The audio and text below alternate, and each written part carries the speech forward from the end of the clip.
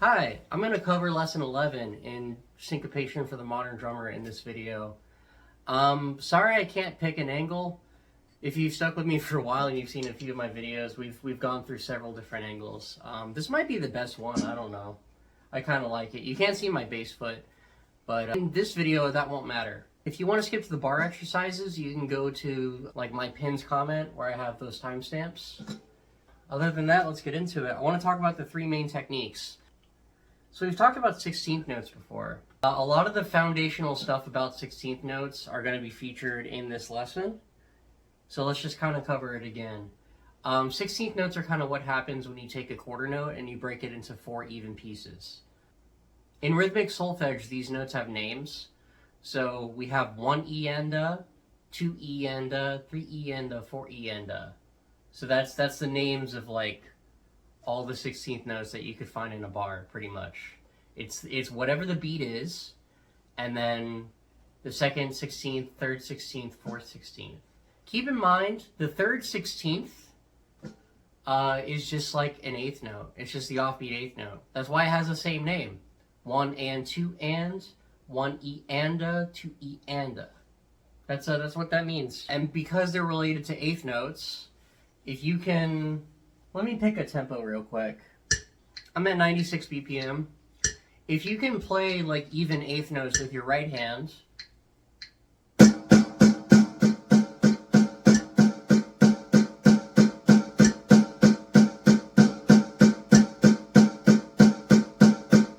I hope that was good. I can barely hear the metronome.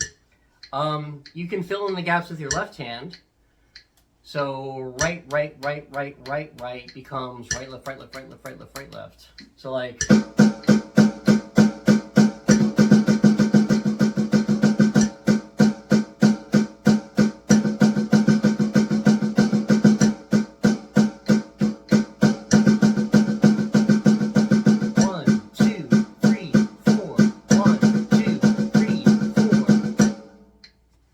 Yeah.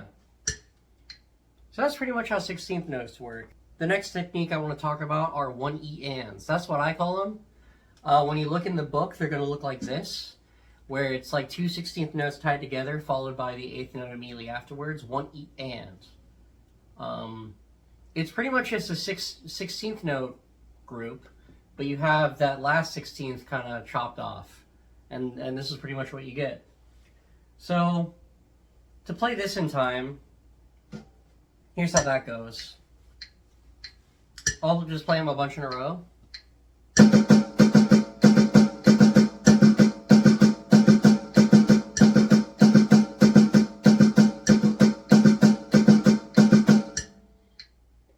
My preferred method for playing these in general is just having my right hand play all the 8th notes. So you remember how I mentioned before how 16th notes are right-handed 8th notes followed by left-handed offbeat 16ths?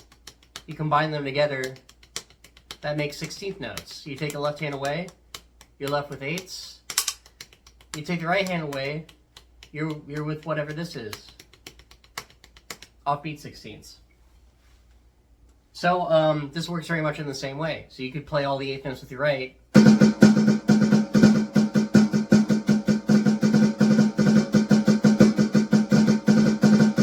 You know what I mean? Just kind of do it like that. You can go right, left, right, left, right, left. Nothing wrong with that. In fact, it might be better. It might be better for like left-hand independence if you have your left hand do more things. But I like relegating 8th notes to the right hand because it feels natural. Because I do that here with you know, this.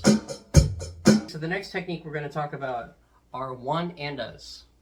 So it's very similar to what we had before. You had a pair of 16th notes and then an 8th note. This time we have an 8th note followed by a pair of 16th notes. So it's like a group of 16th notes, but you remove like the second 16th note. You know what I mean? So that one, I'll do it in tempo. That goes like 1 and a 2 and a 3 and a 4 and so on.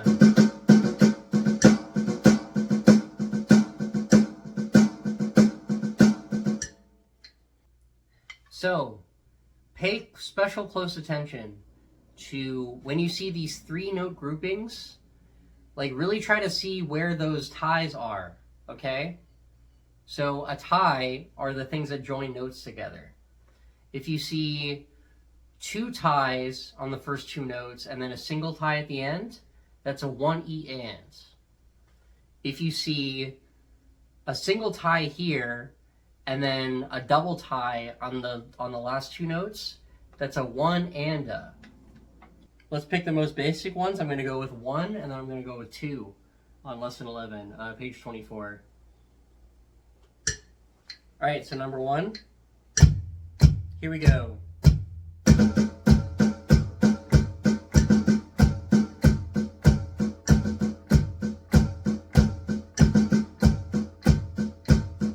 On to number 2.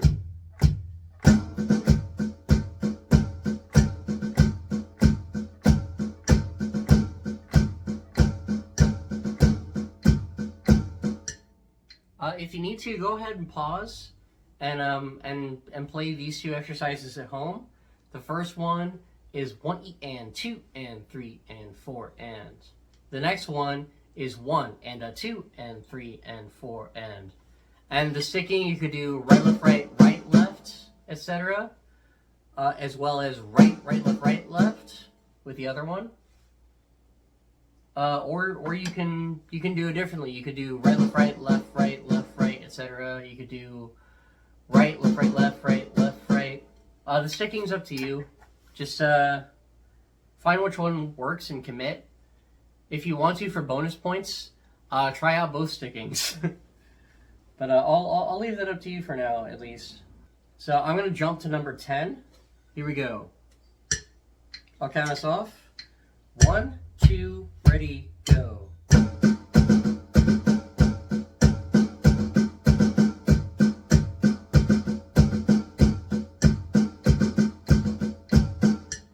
I'm going to find the 2 andas counterpart, number 15. Let's do that. 1, 2, ready, go.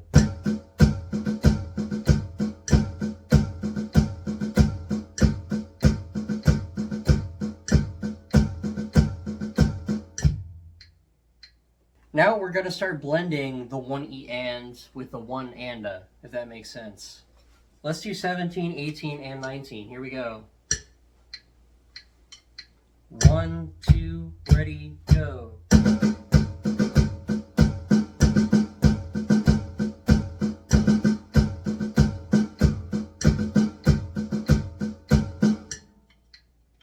Again, if you want to, the way you can stick this is with the 8th notes for these, which happen to be beats 1 and 2. You can assign all the 8th notes to the right hand, every other note to the left hand. Once you get to beats 3 and 4, that's just right, left. If that makes sense. We're going to do the same for number 18, at least I will. 1, 2, ready, go.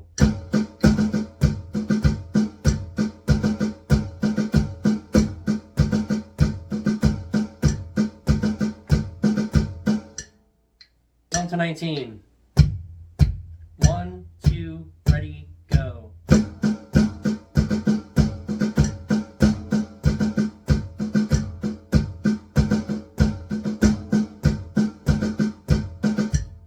On to 20, 21, 22. As you might be able to tell, the 1 and is next to the 2E and versus the 1E and being next to the 2 and. Hopefully this is starting to make sense, or it will eventually at least. On to 21. Excuse me, on to 20. 1, 2, ready, go.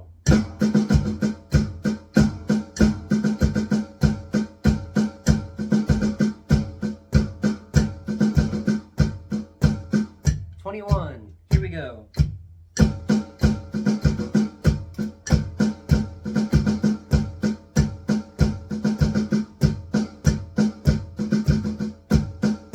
All right, 22.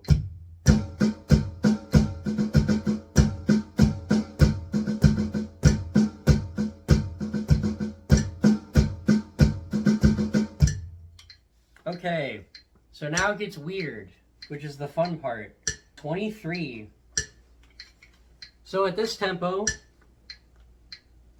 okay, if you're learning this for the first time, you should be allowed to take it a little bit slower. We don't need that metronome for right now. At any particular tempo, 23 goes 1 E and 2 and a 3 E and 4 and a. Essentially what's happens, let's take a look at 24 for contrast. 24, well, no, let me say it this way. 23 is what happens if you take 24 and you shove all the beats to the right. That's pretty much what 23 is. In fact, let's do 24 first. So that's 1 and a 2 E and, 3 and a 4 E and, 1 and a 2 E and, 3 and a 4 E and, 1 and a 2 E and so on. If you want to, pause, try this at a slower tempo. When you're ready, play this with me at 96. 1, 2, ready.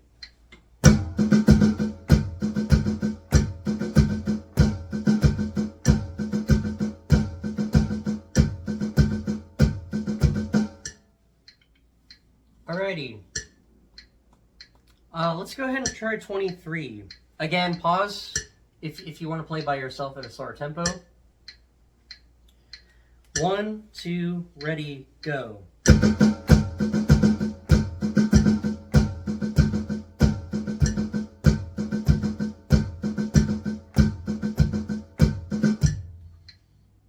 Now we're ready to start including 16th notes. This one is going to resemble something of a 7-stroke roll. It's just 7 16th notes across 2 beats. You know, one could use double stroke if they wanted. You know what I mean? So yeah, let's go ahead and do this one. 1 E and the 2 E and, ready, go.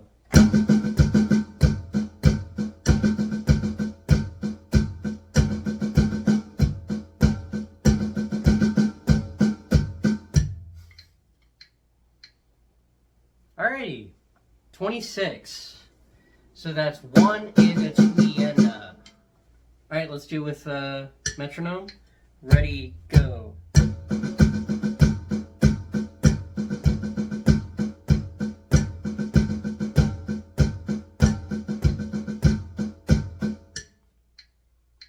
I don't know if you can tell, I can't make up my mind on where I want accents, if I want accents. Maybe don't second guess yourself if you're learning this stuff for the first time. Some notes have random emphasis. I don't know. I think you're allowed to accent some notes if you think it makes it more musical. Maybe some drummers have the opinion that it shows like less control or something, but like don't worry about it, man. We're learning new stuff, you know? Let's do 31 and 32, where we kind of spam these out. We spam out the 1 E and a 2 E ands, as well as the 1 and a 2 E and a. Here we go. Number 31.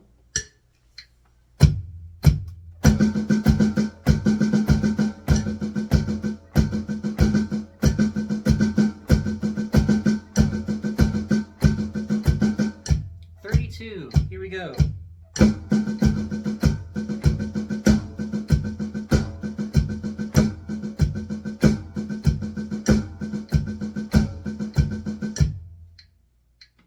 Alrighty. So far so good. Now it gets real interesting. So on to 33, 34, 35, and 36. The key with all of these, as I mentioned earlier in the video, is just pay really close attention to each beat, each pair of beats. I'm gonna play it with tempo. Ready, go.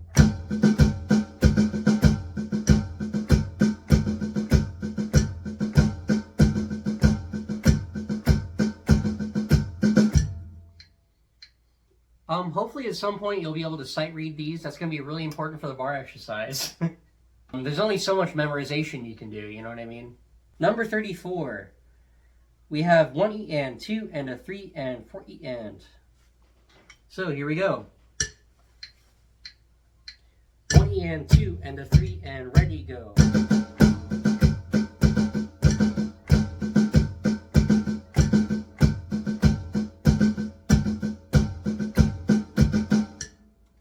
Nice. 35. Again, pause and read and practice this at home if you need to. Anyways, 1 and a 2 E and 3 E and a 4 and a.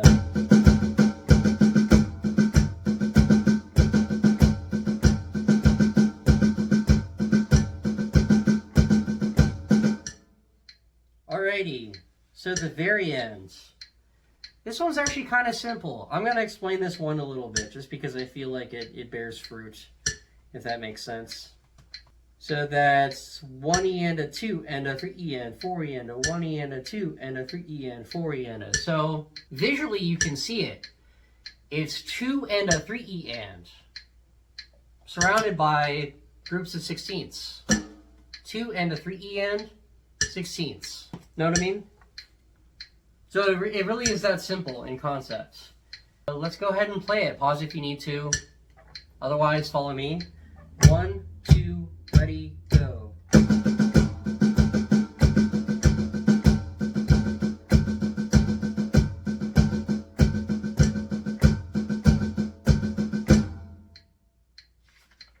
I hope you found this video helpful. This is pretty much where I say goodbye. If you want to stick around, I have both of the bar exercises for like the rest of this runtime.